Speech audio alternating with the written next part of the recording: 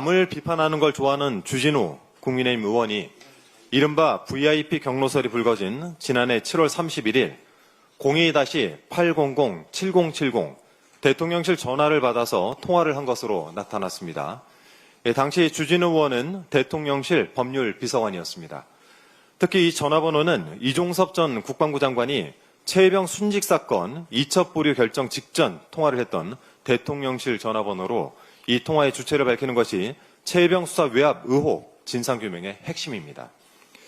주 의원은 1년 전 44초 통화한 것을 누가 기억하냐라고 반발했죠. 병역 문제를 비롯해 재산 축적, 아들의 7억 통장까지 본인 의혹에 대해서는 스스로 관대하고 타인에 대해서는 사실 여부를 떠나 비방을 서슴지 않는 주진우 의원의 말 그대로 믿는 사람은 없을 것입니다. 주진우 의원식 주장대로 그렇게 자신 있으면 특검 수사에 응하고 적극 협조해서 진실을 밝혀야 합니다. 아울러 최혜병 특검은 주진우 의원의 통화 내역을 반드시 확보하고 통화 경위를 철저히 밝히길 바랍니다. 이상입니다. 정치는 싸움이 아닙니다. 우리는 갈등 넘어 흐름을 읽습니다. 정치의 숨은 맥, 시민의 눈높이에서 함께 짚어드립니다. 정치레이다, 지금 시작합니다. 오늘은 한 사람, 주진우 국민의힘 의원에 대해 짚고 넘어가겠습니다. 정치권에서 비판의 달인, 정치적 공격수로 불리는 인물이죠. 타인을 향해선 마치 도덕의 심판자인 양 목소리를 높이지만 정작 자신에 대한 의혹엔 입을 다물고 기억 안 난다는 한마디로 일관합니다. 작년 7월 31일 11시 54분 VIP 경로설이 떠오르던 시점입니다. 그날 주진우는 대통령실 직통번호 02-800-7070 바로 그 유명한 전화로 44초간 통화한 것으로 드러났습니다. 통화 상대는 누구였을까요? 이 번호는 바로 이종섭 전 국방장관이 최상병 사건을 덮기 위한 결정 직전 사용한 번호와 동일합니다. 대통령실 집무실, 즉 윤석열의 권력이 작동한 통화선이라는 이야기입니다. 그럼에도 주진우는 말합니다. 44초 통화한 걸 누가 기억하냐? 이 무책임한 말이야말로 이 정권의 윤리적 민낯을 보여주는 대목입니다. 그 전화 한 통이 군 수사의 방향을 바꾸고 한 청년의 죽음을 권력의 그림자에 묻으려 했던 건 아닙니까? 주진우는 병역 문제, 재산 증식, 아들의 수상한 7억 통장 등 각종 의혹을 받고 있는 인물입니다. 그런데 남의 문제엔 악착같이 달려들고 본인 의혹엔 그게 뭐라는 태도. 이중잣 대도 이런 이중잣 대가 없습니다.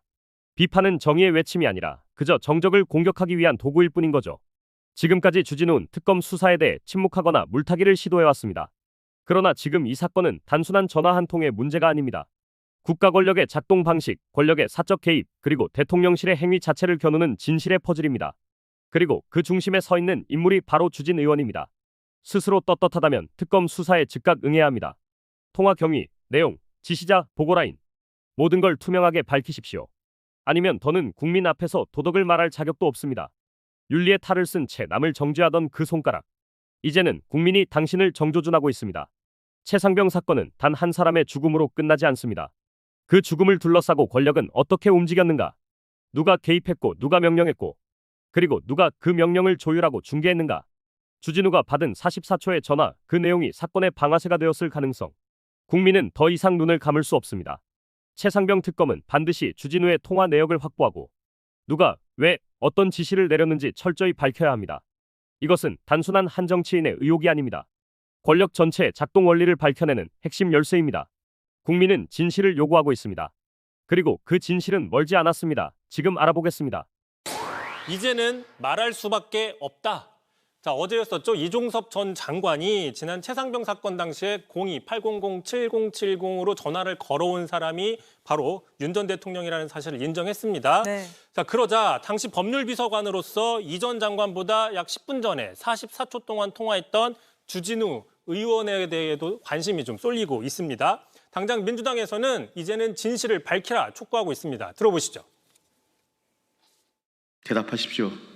주진우 의원은 7070 번호와 왜 통화하셨습니까? 최혜병 순직 사건 외압 과정에서 어떤 역할을 했는지 이제 진실을 밝혀야 합니다. 자, 일단 주진우 의원은 일정 조정 같은 단순한 업무 연락이라서 발신자가 기억이 나지 않는 상태고 또 최상병 사건 관련해서 어떠한 회의 등에도 참석한 바가 없다라는 입장을 유지하고는 있습니다. 주진우 의원이 지난해 최상병 특검법 처리를 막으려고 그 필리버스터 참여했던 것도 또 주목을 받고 있다면서요? 이 자리에서도 1년 전에 소개해드린 바가 있었죠. 5시간 정도 필리버스터를 하면서 그 특검법의 체계의 문제점들을 조목조목 비판해서 당시 화제가 됐었는데 이 과정에서 최상병 사망 사건을 군 장비 파손에 비유하는 듯한 발언을 해서 당시 야당이었던 민주당으로부터 거센 비난을 받았는데 네. 그 논란이 됐던 발언 먼저 들어보겠습니다. 만약에 이게 사망 사고가 아니라 여러 명이 예를 들어서 군 장비를 실수로 파손한 사건이 일어났다고 가정해 봅시다. 니네 집에 다 압류를 해놓고 일단 소송을 진행해야 되겠어 라고 한다고 하면 당하는 군 입장에서는 그 결과에 승복하기 어렵습니다. 일단 오히려 주 의원 본인은 자신의 발언을 당시 야당이 왜곡했다라고 반발을 한 적이 있었죠. 어쨌든 특검법 반대를 주장한 뒤에 약 보름 만에 통화한 사실이 드러나게 된 겁니다. 네. 자, 결과적으로 주 의원이 사건과 직간접적으로 관계가 있을 가능성이 있음에도 특검법을 앞장서서 반대한 게 아니냐 이런 지적이 커졌던 겁니다. 네, 최상병 특검에서는 주진우 의원 조사 가능성을 또 내비쳤다고요? 그렇습니다. 마침 오늘이었습니다. 특검 측에서는 주 의원의 조사 의향에 대해서 통화 경위에 대해서 확인할 필요가 있다면서 아직 조사 일정을 조율하는 단계는 아니다라면서 가능성을 내비치고 있습니다. 알겠습니다. 오늘은 여기까지 들어보겠습니다. 이성대 기자였습니다. 한참 논란이었던 그 800번, 800에 7070 이 네. 번호가 당연히 이제 우린 그 번호라고 생각을 했는데 아니다 했던 시간이 좀 있었고 결국 이게 확인이 됐군요. 네, 그 번호는 역시 윤석열이었습니다. 네. 근데 우리의 이제 하나의 궁금증은 혹시 김건희였을까? 이제 이런 궁금증이 있긴 했는데 네. 이종섭 전 장관이 직접 밝혔는데 8007070 윤석열 전 대통령이었습니다.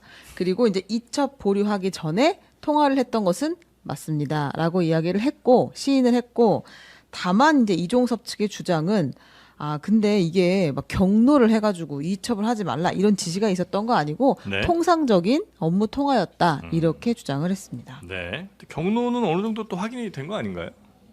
경로도 확인이 됐고 네. 이제 윤석열 번호였다는 것도 확인이 됐어요. 네. 다들 그냥 조금씩 그냥 말을 이제 피해가는 것인데 각자 합하면 입장에서 뭐, 피하고 예. 싶은 건 좀 피하고 진술할 건 진술하고 이러고 있군요. 네. 근데 맞춰보니 네. 이종섭 전 장관 이야기가 빼라고 한 적이 없다라고 이야기했잖아요. 네. 그러면 넣지 마라고 했을 수도 있어요. 저는 말장난이라고 보는데 네. 결국은 이종섭 전 장관이 지금 말이 변했다나요. 저 증언도 변할 거라고 봅니다. 왜냐하면요. 네. 윤석열의 지시가 없이 이 수사 대상에서 빠졌다라고 하잖아요. 그럼 최종 명령권자 자기가 돼요. 나중 되면. 그렇지 않습니까? 그 상황이 오면 그때 가서야 저는 윤석열에게서 그런 이야기가 있었다라고 이야기할 거예요. 네. 결국 이 사건은 이미 어느 정도 결론이 난 게 윤석열의 대노에서부터 해가지고 수사 대상에서 임성근 사단장을 뺐다라는 것들은 거의 이제 확정되는 것 같은데 네. 그 중간에 있던 공범들이 어떤 역할을 했는가라는 부분과 윤석열은 왜 임성근을 그렇게 빼려고 했던가 라는 부분으로 가는 것 같아요. 뭐 거기에서 이제 김건희 역할설도 있고 네. 그다음에 또 뭐 고석입니까? 그분 역할설도 있고 네. 또 뭐 종교인들 역할설도 예, 있고 그런 식으로 가는 것 같은데 일단 작은 결론은 지어진 것 같아요. 윤석열이 최종 승인을 했다. 승인을 했다. 네. 그럼 뭐 사실 예전부터 우리가 몰랐던 얘기는 아닌데 그렇죠. 네. 이제 다시 사실 확인이 되고 있다는 그런 과정에 있다는 거죠. 자, 그리고 또 넘어가 보겠습니다. 네. 그리고 김계환 전 해병대 사령관 있잖아요. 네. 경로를 사실상 전했던 박정원 전 대령에게 전했다고 알려진 김계환 전 사령관 휴대전화에서 이런 이야기가 나왔다고 합니다. 이 사람이 해병대 관계자랑 통화를 하면서 자기들도 임성근이 너무 열심히 뛰어서 구명 로비를 해가지고 이첩 보류 지시가 내려간 건가? 그러니까 자기들끼리 하는 이야기, 다른 사람과 통화하는 내용에서 이 사람들끼리 이게 그 대통령이 화를 낸 게 임성근이 구명 로비 때문인가 봐. 이런 추측하는 통화 내용이 네. 담겨 있었다. 네. 그게 지금 특검이 확보했다. 이런 이야기가 나왔습니다. 통화 내용을 이제 확보를 했다는 거예요. 네, 네. 자기들도 잘 몰랐나 보네. 그러니까 화를 낸 것도 맞고 네. 걷어오라고 그 수사 자료를 그것도 걷어오라고 한 맞는데. 것도 맞는데 왜 이거 그랬을까? 임성근 플레이가 맞는 건가? 이제 이런 생각을 자기들끼리 그러니까 이 통화 내용의 핵심, 임성근 진짜 대단한 애인가? 이런 건 거죠? 뭐 대단하다는 의미인 건지는 그 모르겠어요. 대통령이랑 이거 라인 있는 애인가? 뭐 이런 느낌의 통화 아니에요, 그죠? 예. 하여튼 그런 통화 내용이 네, 지시를 확보가 이행하면서도 뭔가 계속 이거 어디서 어떻게 내려온 거지를 이제 의심했던 것으로 보입니다. 됐다. 예. 이런 경우가 이제 회사 같은 데서도 보면 누가 이렇게 뭐 사장이랑 좀 뭐 친한 것 같으면 진짠가 아닌가 갖고 이제 서로 직원들끼리 막 얘기하는 경우도 좀 있잖아요. 그럼요. 제 네. 이번에 승진한 거 아. 사장이 지시한 거라며. 예, 그러면서 진짜 뭐 무슨 누구 뭐 조카 맞아? 뭐 이제 이런 거 서로 얘기하고 하는 그런 모습으로 얼핏 보이기는 합니다. 아까 에디터님이 그 800, 700 말씀, 7070 네. 말씀을 하셨으니까 저 이거 맨날 헷갈려요. 700, 8080이 아니라 800, 7070. 800, 800, 7070. 7070. 대리운전 전화번호 같기도 하고. 800, 7070. 네. 근데 이제 우리가 아까 말씀이 뭐였냐면 우리가 윤석열이 걸었다라는 거를 거의 이제 확정적으로 생각하고 있는데 확신할 수 있는 증거는 없었잖아요. 증거는 없었는데 네. 이종섭 전 장관이 말을 했어요. 네. 윤석열이 일찍도 한다는 거죠. 윤석열이 전화를 했다. 예. 통화한 걸로 기억한다. 구체적인 내용이 기억나지는 않는다 그랬나요? 근데- 뭐라 그랬나요? 근데 우려를 전했다라고 했죠. 이게 이 우려를 사건의 전했다. 이 사건의 수사판에서 퍼즐 맞추기라고 놓고 보면 제일 중요한 두 개의 퍼즐이 지금 맞은 거예요. 하나는 경로 인정이 경로했다. 나왔어요. 세 명이 네, 나왔죠. 경로 인정이 나왔고 지금 800에 700의 전화를 7070 전화를 직접 받은 네. 이종석 국방장관이 그거는 윤석열의 전화가 맞았습니다라는 얘기가 나온 거예요. 물론 윤석열이 전화해서 경로했어 이렇게 말하진 않았습니다. 네, 네. 다만 어쨌든 윤석열이 경로했었다라고 하는 거에 대해서 복수의 증언이 나왔고 그다음에 이 전화가 윤석열이 국방부 장관에게 건 거라는 게 나왔기 때문에 이 사건에서 가장 중요한 두 개의 퍼즐을 지금 특검이 맞춘 거죠. 원래 런종섭은 이거를 이제 윤석열이 전화한 게 아니다라고 얘기를 했었나요? 아니면 모른다고 했었나요? 제 밝힐 기억에 수 없다고 했었죠. 밝힐 수 없다고 했었나요? 그러니까 이제 대부분 그때 당시에는 이제 대통령실의 집무실 뭐 번호라든지 대통령실 관련된 어쨌든 전화번호가 노출되는 거에 대해서 뭐 보안이 걸려 있다, 보안이 생명이다, 보안이 노출된다, 뭐 이제 이런 식의 답변들로 늘 이제 얼버무리고 뭉갰던 걸로 기억을 하거든요. 그럼 그건 당시에 그 사건을 비호하고 두둔하는 국민의힘 의원들의 입장도 유사하긴 했습니다만은 이거는 이제 이종섭 씨가 이렇게 특검 수사에서 소위 이제 자백을 진실 고백을 한 이유는 딱 하나입니다. 내가 여기에서 만약 이것을 부정하고 부인하는 순간 영장이 청구될 가능성이 매우 높겠다라는 그 어떤 우려 때문에 이제는 인정할 수밖에 없는 상황이 된 것이고 이게 나오기 전에 그 단독 보도를 따라가 보면 방첩사 쪽에서 해병대에 파견 나온 그 인원들이 문건을 만들어요. 문건을 만드는데 윤석열의 지시로 임성근을 맞아요. 수사 대상에서 제외시킨다, 처벌 대상에서 제외시킨다, 윤석열이 빼라고 했다, 이 지시를 했다라는 문건을 공식적으로 남기거든요. 그걸 특검이 확보를 합니다. 그러니까 이제 아랫단에서는 이미 실행이 옮겨졌던 부분이 하나가 있는 것이고 지금 윗단에서는 이미 그 안보실 회의에서 3명의 관련자가 윤석열이 경로했다라는 걸 봤다는 사람이 나왔어요. 그럼 이제 중간이죠. 통화했다라는 것, 집무실 번호로 그 번호로 통화했다는 사람인 주무부처 장관이 국방부 장관이 지금까지 확인을 안 해줬던 걸 확인시켜줬잖아요. 그럼 이제 이 다음은 뭐냐? 해병대 사령관이 지금까지 계속 묵인하고 있었던 부분입니다. 해병대 사령관이 이제 영장실질심사를 받게 될 텐데 김계환 해병대 사령관은 지금까지도 후배들이 진술했던 게 거짓말은 아닐 것이다라고만 얘기했고 본인은 잘 기억나지 않는다라고 얘기를 하면서 영장 청구가 됐거든요. 모해 위증으로. 근데 그 대목도 아마 당연히 신이 되겠죠. 그러니까 여기서 중요한 게 이 전화 통화 인정이 중요한 건 뭐냐면 이 전화 통화 이후에 그 전화번호 타임라인은 또 다 맞춰져 있습니다. 그러니까 이게 이종섭이 전화를 받고 나서 4분인가 있다가 김계한에게 전화를 걸어요. 맞습니다. 네. 그리고 김계한이 그 전화를 받고 벌인 행동, 그 다음에 다시 이종섭이 이거를 갖고 법무비서관에게 한 전화, 법무비서관이 움직인 거 이런 것들에 대한 전화 타임라인은 다 맞춰져 있거든요. 근데 이 타임라인이 다 맞춰져 있는데 여기서 하나가 안 맞았던 거예요. 그러니까 이게 이종섭에게 전화를 건 게 누구냐? 근데 이거를 이종섭이 뭐 그런 얘기는 아니라 그냥 국방 관련된 일반적인 얘기는 했는데 그 전화는 대통령에게 온 게 맞아요라고 하는 건 사실상 시인을 한 거죠. 그러니까 이 시간이 11시에 대통령실에서 경로하는 회의가 이루어진 거잖아요. 그리고 11시 54분쯤에 한 2분 48초간 800, 7070으로 7070. 네, 통화를 한 거잖아요. 그러니까 그 내용이 일단 얼추 맞춰져요, 정말. 그 이 상황이. 뒤에 통화 기록도 이게 세상명 수사 외압 사건이 전체 타임라인이 다 합쳐서 한 48시간밖에 안 돼요. 한 이틀간 벌어진 일이거든요. 그럼 이틀간 벌어진 일에 최초 격발점은 대통령의 경로였던 거고 그 다음에 이 경로가 실행되기 시작한 게 이 800의 7070이에요. 그러니까 근데 이 두 가지가 지금 맞춰진 거예요. 그러니까 그 뒤에 법무비서관이 어떤 역할을 했고, 예를 들면 경찰이 어떻게 움직였고 이런 거는 다 지금 이미 다 퍼즐이 다 맞아 있어요. 맞아 있는데 이거를 누가 지시했는지를 확인을 못했었기 때문에, 아니 지난 수사에서는 확인하려고 하지 않았죠. 확인이 되면 큰일 나니까. 근데 이게 지금 확인이 된 거죠. 최상병 특검은 이제 거의 다 간 것 같아요. 그러니까 이제 그 원래 다른 특검에 비해서 최혜병 특검이 갖고 있는 이제 그 쟁점들은 게 많지 않잖아요. 그리고 이미 수사가 어느 정도 이루어진 상황이고 타임라인도 다 이제 만들어진 상황에서 넘겨받았기 때문에 이 수사를 하는데 큰 무리는 없을 거라고 생각은 들었고, 사실 지금 가장 큰 플러스 알파는 주말 사이에 이루어졌던 이 기독교 개신교와 관련된, 그러니까 즉 임성근 구명 로비 운동의 연결 지점들이 원래 멋쟁 해병만 있었던 줄 알았는데 이제 보수 개신교 쪽의 인맥을 동원해서 구명 로비 운동을 펼쳤다는 거, 혹은 고석 변호사를 통해서 또 펼쳤다는 거, 한 세 갈래 정도 볼 수 있는데, 누가 대통령의 경로를 부추겼느냐, 이게 지금 남아 있는 승질나게 거죠. 했느냐. 새로운 인물이 막 쏙쏙 나오고 있잖아요. 네, 그러니까 그 지점이 지금 원래 멋쟁 해병 하나만 알려졌었는데 한 세 갈래 정도로 나눠진 거 아닙니까 지금? 요 세 갈래가, 근데 이게 세 갈래가 다 맞을 수 있어요. 왜냐하면 그래서 듣고 또 듣고 화를 낸 거죠. 그러니까 이거는 그 누가 윤석열의 그 심기를 얼마나 다수가 불편하게 만들었느냐로 이제 연결되는 거거든요. 물론 경로를 한 시간이야, 오전 11시에 그 안보실 회의인가 거기에서 임기훈 보고를 받고 나서 경로를 했지만, 그때부터 끊임없이 뭐 김장환 목사가 이철규랑 통화하고, 이철규가 그 전화 받고 나서 그날 저녁에 또 7월 31일에 윤석열이랑 통화하고, 윤석열은 내가 막 알았다고 그랬는데 이 자식아!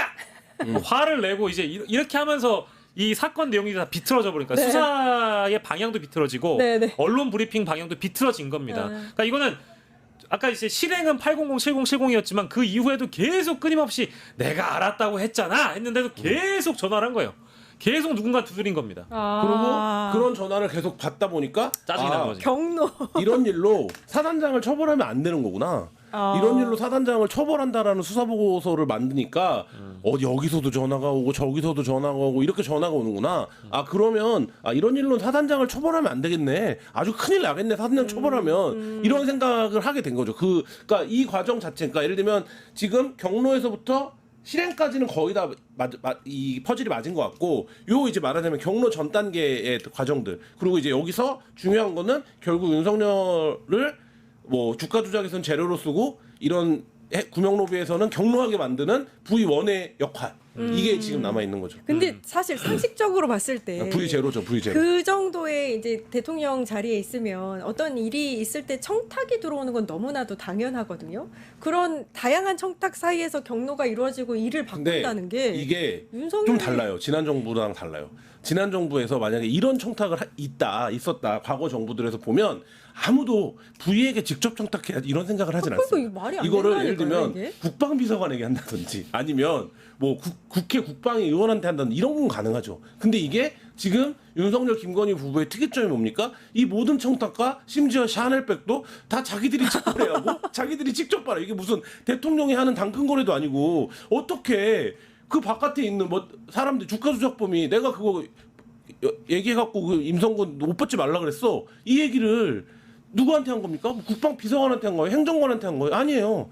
직접 한 거예요, 부의들한테. 그리고 그 지금 수사하고 있는 목사들도 마찬가지거든요. 그러니까 이 얘기는 뭐냐면, 윤석열이 지난번 기자회견에서 대통령 하던 시절에 인정을 했지만, 그런 청탁이나 민원이 오면 김건희가 어떻게 한다는 거예요? 다 답변한다는 거잖아요. 그러니까. 그렇게 본인들에게 오는 것들이 뭔지도 모르고, 그 옛날 표현을 쓰자면 천둥 벌거숭이처럼 이게 뭔지도 모르고 다 답변하고 들어주고 뭐하고 자기 생각이랑 비슷하면 똑같이 동조하고 화내주고, 이런 과정들을 하는 게 대통령으로서 위법적이다. 이게 공적인 어떤 그런 규범에 맞지 않는다. 이런 감각 자체가 없이 행동을 했기 때문에 벌어진 일이다. 그러니까 이게 사회적 권위라는 게 있어 보이는 사짜 엘리트들이 잡범 수준의 행태로 자신들의 권력을 가지고 호가호위했던 장면들인 겁니다. 이런 장면들이. 그러니까 이게 대통령이 할 짓거리가 아니거든요. 그러니까 이거는 단칼에 잘라내거나 이런 로비 자체가 없어야 되고, 사실은 그 목사들도 마찬가지예요.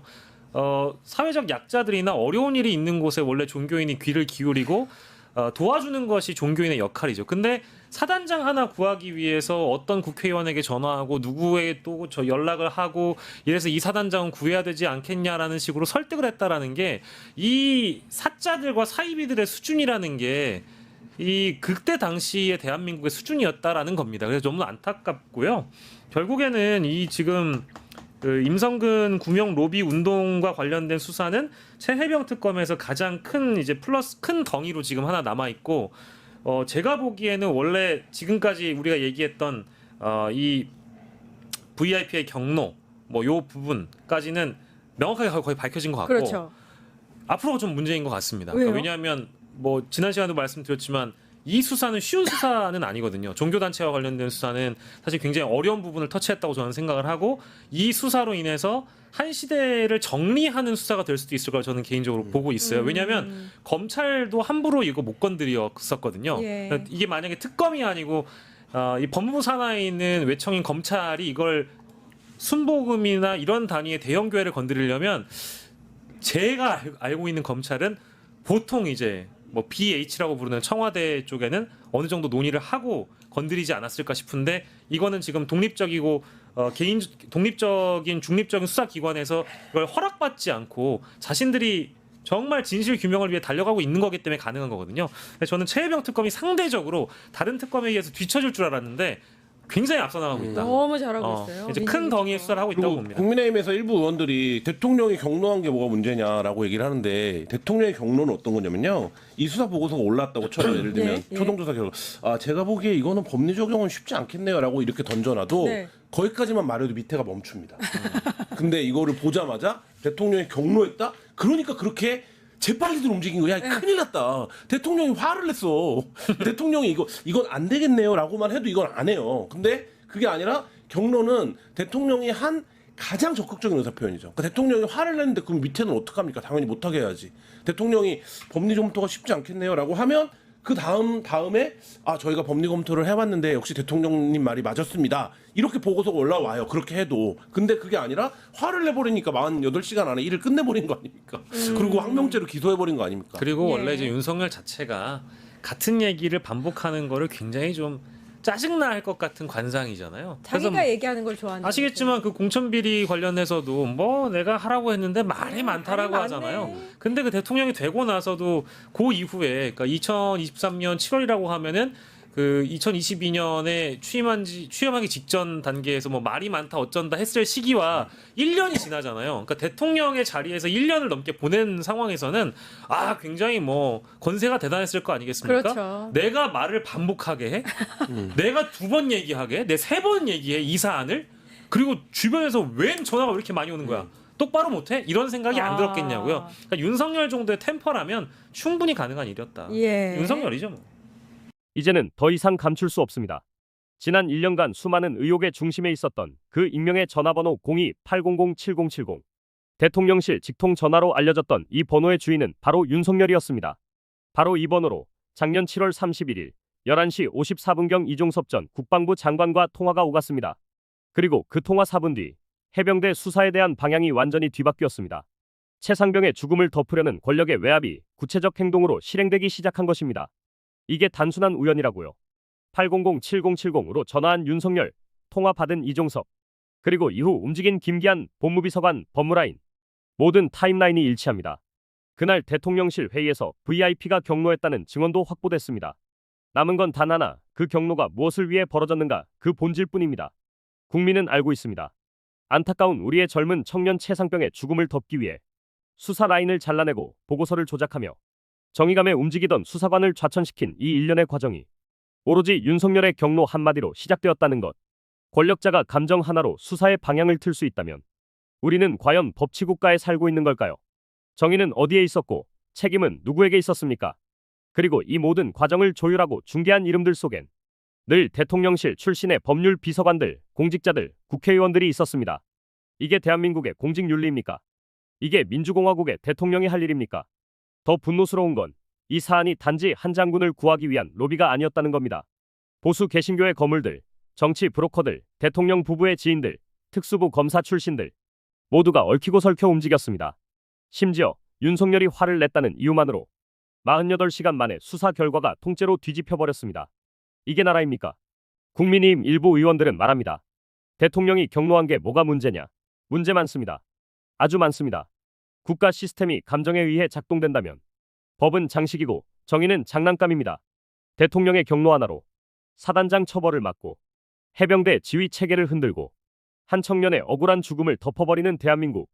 그 모든 시작점이 바로 02-800-7070이었고 그 번호의 주인이 윤석열이었다는 사실이 이제 증언으로 확인된 겁니다. 자, 그럼 묻겠습니다. 우린 어디까지 무너졌습니까? 그리고 최혜병 특검은 어디까지 이 진실을 추적할 수 있을까요? 확실한 건 하나입니다. 이번 사건은 단지 해병대 내부의 문제가 아니라 대통령실이 어떤 방식으로 수사에 개입하고 공권력을 사유화했는가를 보여주는 샘플입니다. 최혜병 특검의 수사는 단순히 범죄의 수사가 아니라 무너진 공직윤리와 권력 오남용의 실체를 드러내는 국가적 단죄가 되어야 합니다. 진실은 멀지 않았습니다. 그리고 국민은 끝까지 이 과정을 지켜볼 것입니다. 누구도, 아무도 이 무거운 책임에서 자유로울 수 없습니다. 오늘도 정치의 표면 넘어 흐름을 함께 따라가 주셔서 감사합니다. 정치는 이기는 게임이 아닌 이해의 과정입니다. 정치레이더는 앞으로도 정쟁보다 방향을, 갈등보다 본질을 짚겠습니다. 좋아요와 구독, 알림 설정, 댓글로 많은 응원 부탁드립니다. 정치레이더였습니다. 감사합니다.